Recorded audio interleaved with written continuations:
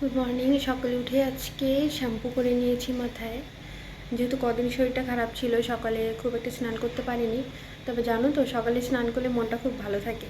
তো এই জন্যই ভাবলাম আজকে একটু শরীরটা ভালো লাগছে সকালে উঠেই, এই জন্য স্নান করে নিয়েছি।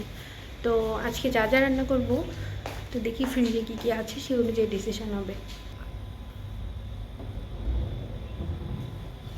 বৌমনি আসাতে তো অনেক কিছুই কেনা হয়েছিল, অনেক রকমের বাজার করেছিলাম জানো। তো সেসবেরই একটু একটু করেছিল, কিন্তু বুঝতে পারছি না যে কোন বাটিতে কি রেখেছি। যাই হোক, পরে একটা বাটি বের করলাম আর দেখলাম যে সেটা হচ্ছে রুই মাছের মাত্র 3টা পিসে আছে। তো এরপরে ভাবলাম কার সাথে তো কিছু একটু করতে হবে সবজি, আর সবজি না অন্য কোনো কিছু খেতে ইচ্ছা করছে না। একটা মোচা বেশ কদিন থেকেই পড়ে আছে, তো তাই ভাবলাম মোচাটাকে বের করে রাখি, ঠান্ডাটা একটু কমতে থাকুক।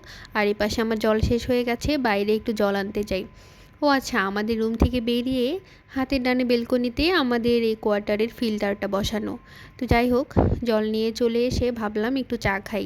আর যেহেতু সকালবেলা ভাবছি কদিন থেকে একটু চিনিটা কমিয়ে দেবো খাওয়া, এজন্যই না পালমশাই একটা মধু নিয়ে এসছে, সুন্দরবনের গহীন মধু। তো সেই মধু দিয়ে একটু লাল চা করে খেয়ে নিয়ে নিজের টুকিটাকি কাজ করছিলাম। আর এপাশে কাজ করতে করতে প্রায় ঘন্টাখানেক পরে আবার ক্ষুধা লেগে গেল, কিন্তু কিছু রান্না করতে ইচ্ছা করছিল না। তাই ভাবলাম শর্টকাট ওয়েতে দুটো ডিম পোচ করে খেয়ে নেই। আর ডিমের পোচ আমার খুবই পছন্দ। যাই হোক, এরপরে হাতে টুকিটাকি কাজ শেষ করে চলে এলাম রান্নাঘরে। তো এই পুরো মোচাটা নিইনি, মোচার কিছুটা পার্ট পরিষ্কার করে নিয়ে সব কিছু ঠিকঠাক করে নিয়ে এটাকে একটু ভাপিয়ে নেব। অন্য দিন তো নিরামিষ করেই রান্না করি, আজ আর নিরামিষভাবে রান্না করব না। আজ একটু পেঁয়াজ রসুন দিয়ে বেশ মাখো মাখো করে একটু ঝাল ঝাল করেই রান্না করব। তাই প্রথমে মাছের জন্য আলু কেটে নিচ্ছিলাম, আর এরপরে মোচার জন্যও না আলু কেটে নিয়েছি। আর সব সবজি পেঁয়াজ রসুন কাটাকুটি করতে করতে আমার এপাশে মোচাটাও প্রায় ভাপানো হয়ে গেছে। আমি এখানে মোচাটা ওই 70%-এর মতো সিদ্ধ করে নিয়েছি। এরপরে চলে গেলাম রান্না করতে। যাই হোক, প্রথমেই কড়াইতে বেশ খানিকটা সর্ষের তেল দিয়ে গরম করে নিয়ে সেখানে কিছুটা জিরা ফোড়ন দিয়ে এরপরে সেখানে পেঁয়াজ রসুন আর কাঁচামরিচটা দিয়ে দিয়ে কিছুটা লাল করে ভেজে নেব। ভাজা হয়ে গেলে এরপর একটা টমেটো বেশ ছোট ছোট করে কেটে দিয়ে দিয়েছি। এরপর উপর থেকে লবণ হলুদ বেশ খানিকটা মরিচের গুঁড়ো আর জিরে গুঁড়ো দিয়ে মশলাটাকে ভালোভাবে কষিয়ে নেব। যেহেতু এই রান্নাটা আমি নিরামিষ করে করব না, একটু পেঁয়াজ রসুন দিয়ে করব, তাই এটাতে আমি একটু ঝাল বেশি ব্যবহার করেছি। আর এটা একটু ঝাল ঝাল করেই না খেতে খুব ভালো লাগে।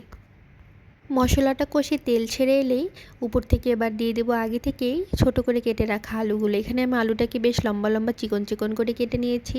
আলুটাকে প্রায় এপিটোপিট 2-3 মিনিটের মতো ভেজে নিয়ে আগে থেকে জল ঝরিয়ে রাখা মোচাগুলো দিয়ে দিব। এবার মোচাগুলোর সাথে আলুটাকে ঢেকে ঢেকে প্রায় মিনিট 10-এর মতো আমি অল্প আঁচে ভেজেছি।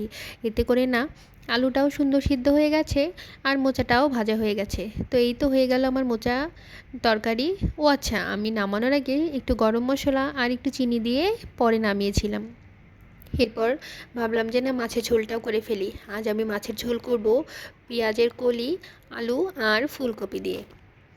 জানো তো, আমি জানতামই না যে পেঁয়াজের কলি দিয়ে আবার মাছের ঝোল খায়। আমার বাপের বাড়িতে তো কোনো দিন দেখিনি। তো শ্বশুর বাড়িতে যাওয়ার পরে প্রথম সেদিন শুনলাম যে আমার শাশুড়ি নাকি পেঁয়াজের কলি দিয়ে মাছের ঝোল রান্না করেছে। প্রথমে বেশ অবাকই হয়েছিলাম, তো পরে মা বলল যে তাদের এখানে এটা খুবই নর্মাল। তো যাই হোক, তাই ভাবলাম আমিও আজকে একটু পেঁয়াজের কলি দিয়ে মাছের ঝোলটা রান্না করে খাই। কিন্তু শুধুমাত্র আলু আর পেঁয়াজের কলি দিয়ে রান্না করার সাহস পেলাম না, কেমন না কেমন হয় খেতে। যাই হোক, তোমাদের সাথে গল্প করতে করতে আমার রান্নাটা প্রায় হয়ে গেছে। তো এবার বসে গেলাম খেতে। পালমশাইও এসে পড়েছে, দুজন মিলেই না অনেক গল্প করছিলাম আর খাচ্ছিলাম। আর মোচাটা এই প্রথম আমি এভাবে পেঁয়াজ রসুন দিয়ে রান্না করলাম, এত দুর্দান্ত হয়েছিল খেতে। আর খাওয়ার শেষ পাতে সে পেঁয়াজ কলি আলু আর ফুলকপির যে মাছের ঝোলটা করেছিলাম সেটা দিয়ে খেয়েছিলাম। আজকে এ পর্যন্তই। তোমরা ভালো থেকো, সুস্থ থেকো, আরও অনেক